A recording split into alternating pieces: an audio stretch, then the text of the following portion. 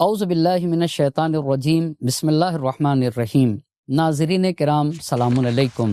عزائے فاطمیہ کے دن چل رہے ہیں اور ہم گفتگو کر رہے ہیں حضرت فاطمہ زہرا سلام اللہ علیہا کے حق کے سلسلے میں، اور آپ کا حکومت وقت سے اختلاف کیا تھا۔ لیکن اس بات کو جاننے کے لیے اتنا جاننا ضروری ہے کہ نبی گرامی صلی اللہ علیہ وآلہ وسلم کی پراپرٹیز کیا کیا تھیں اور کن کن راستوں سے آپ تک پہنچی تھیں۔ ہمارے نبی کو کچھ اموال وصیت کے ذریعے سے، ہبہ کے ذریعے سے، فے اور غنیمت اور خمس اور میراث کے ذریعے سے نصیب ہوئی ہیں۔ وصیت یعنی کوئی شخص یہ کہے کہ میرے مرنے کے بعد میرا مال فلاں شخص کا ہوگا، اسے وصیت کہتے ہیں۔ رسول خدا صلی اللہ علیہ وآلہ وسلم کے سلسلے میں مخیریق کی وصیت ملاحظہ فرمائیں۔ مخیریق کون ہے؟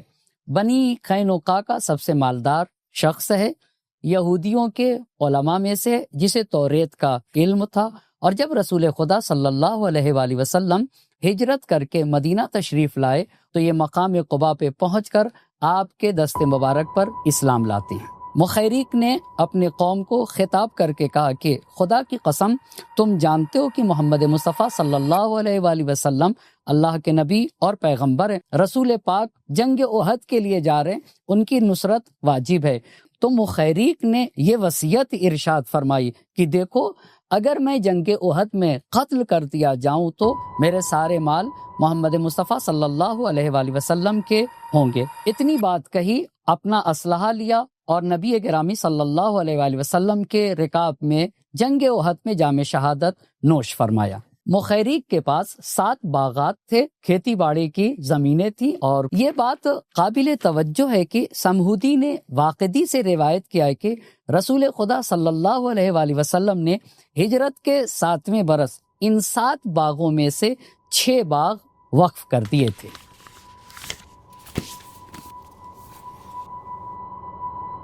دوسری چیز ہبہ یعنی گفٹ ہے۔ اگر انسان کسی دوسرے شخص کو ایک شے گفٹ دیتا ہے اور وہ اسے ایکسیپٹ کر لے تو وہ اس کی ملکیت ہو جاتی ہے۔ رسول خدا صلی اللہ علیہ وآلہ وسلم جب ہجرت کر کے مکہ مکرمہ سے مدینہ منورہ تشریف لے آئے تو انصار جو کہ مدینے کے رہنے والے تھے، انہوں نے مدینے کی سب سے بہترین جگہ نبی گرامی صلی اللہ علیہ وآلہ وسلم کو گفٹ کی۔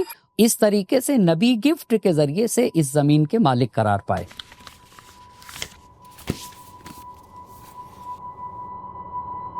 فے یعنی کفار کا وہ مال جو بغیر جنگ کیے حاصل ہو، اسے فے کہا جاتا ہے، اور وہ رسول خدا صلی اللہ علیہ وآلہ وسلم کی ملکیت ہوتی ہے۔ بنی نذیر جب مدینے میں آئے تو وہ بطحان نامی جگہ پہ اترے، اور اسی طرح سے بنی قریظہ جب مدینے میں آئے تو وہ محروز نامی جگہ کے اوپر اترے۔ یہ 2 وسیع اور عریض جگہیں تھیں جو پتھریلی نہیں تھیں اور جہاں صاف و شفاف پانی کا چشمہ پایا جاتا تھا۔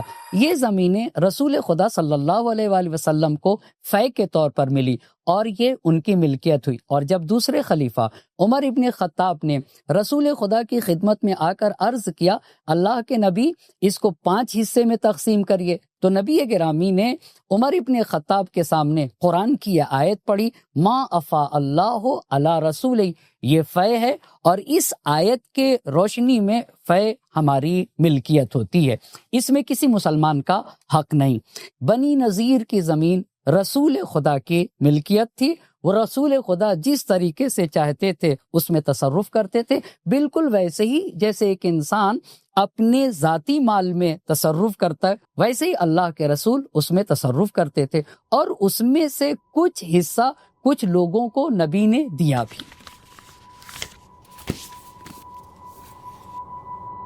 غنیمت، رسول خدا صلی اللہ علیہ وآلہ وسلم جن جن راستوں سے کسی چیز کے مالک ہوتے ہیں ان میں سے ایک غنیمت ہے، لیکن اس کو جاننے کے لیے خیبر کو جاننا پڑے گا۔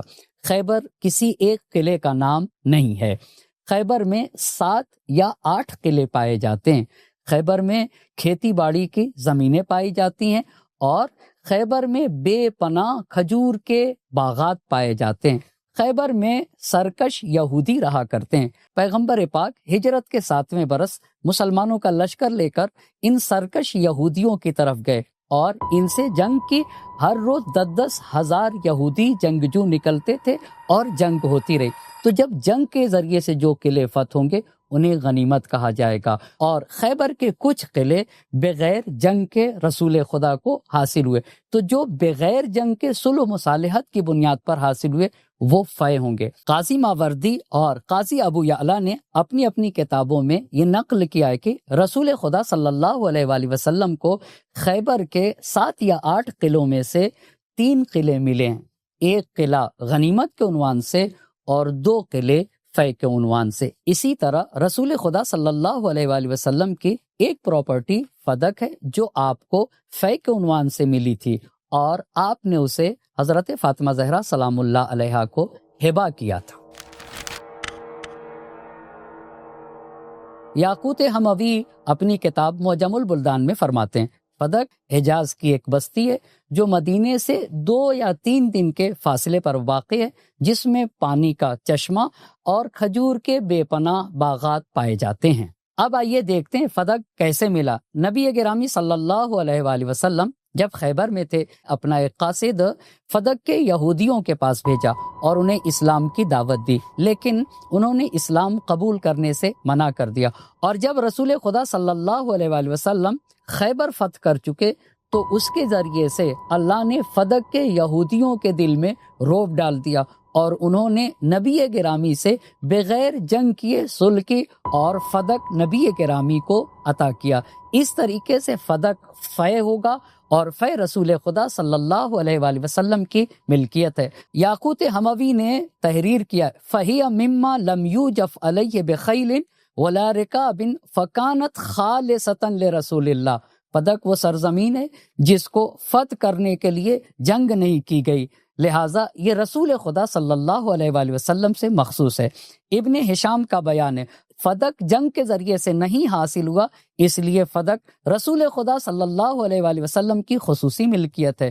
ابن کثیر لکھتے ہیں فدق اور فدق کے تمام اموال رسول خدا صلی اللہ علیہ وآلہ وسلم سے مخصوص ہے۔ بخاری تحریر فرماتے ہیں فَإِنَّ ذَلِكَ كُلَّهُ كَانَ لِلنَّبِيِّ خَاصَّةً، یہ سارا فدق اور فدق کی ساری چیزیں رسول خدا صلی اللہ علیہ وآلہ وسلم سے مخصوص تھیں، کسی کو کوئی شک و شبہ نہیں تھا۔ اور قاعدہ یہ ہے الناس مسلطون علی اموالہم، لوگوں کو اپنی پراپرٹیز پر پورا اختیار ہوتا ہے، چاہے تو وہ اپنا مال کسی کو گفٹ کر دیں، چاہے تو اپنے مال کو عمومی راستے میں خرچ کر دیں۔ قابل توجہ بات یہ ہے کہ فدق جو کہ رسول خدا صلی اللہ علیہ وآلہ وسلم کا مال تھا، اسے حضرت صلی اللہ علیہ وآلہ وسلم نے اپنی بیٹی حضرت فاطمہ زہرا سلام اللہ علیہا کو گفٹ کیا ہے، جس کے اوپر فراوان روایات جو اہل سنت کے حدیث کی کتابوں میں اور تفسیر کی کتابوں میں موجود ہے۔ ہم آپ کے سامنے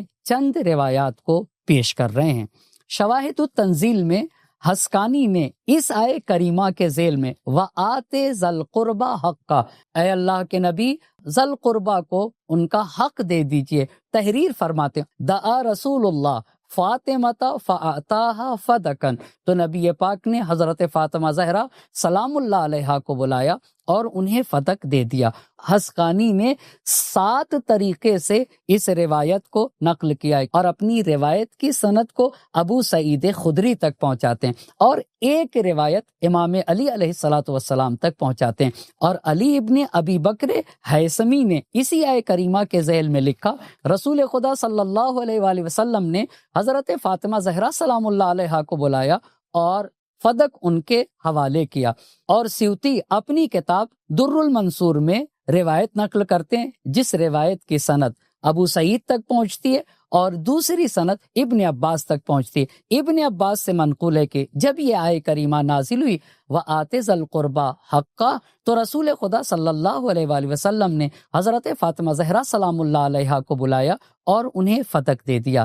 یہ تمام باتیں اہل سنت کی کتابوں سے آپ کی خدمت میں نقل کیا، لیکن علماء شیعہ کے نزدیک یہ بات روز روشن کی طرح واضح ہے کہ رسول خدا صلی اللہ علیہ وآلہ وسلم نے فدق حضرت فاطمہ زہرا سلام اللہ علیہا کو خدا کے حکم سے عطا فرمایا ہے۔ حدیث کا آخری فقرہ آپ کی خدمت میں عرض کر رہا ہوں، یا فاطمہ ان اللہ امرنی ان ادفع الیک فدک، اے فاطمہ اللہ سبحانہ تعالیٰ نے مجھے حکم دیا ہے کہ میں فدک آپ کے حوالے کروں۔ تو شہزادی کہتے ہیں قد قبل تو یا رسول اللہ من اللہ و منک، اے اللہ کے نبی آپ مجھے گفٹ دے رہے ہیں، میں اسے اللہ کی طرف سے اور آپ کے طرف سے قبول فرماتی ہوں۔ فلم یزل وکلاؤھا فیہا، اس کے بعد مسلسل شہزادی کونین کے کام کرنے والے وکلا اور کارگزاران اس میں کام کرتے رہے۔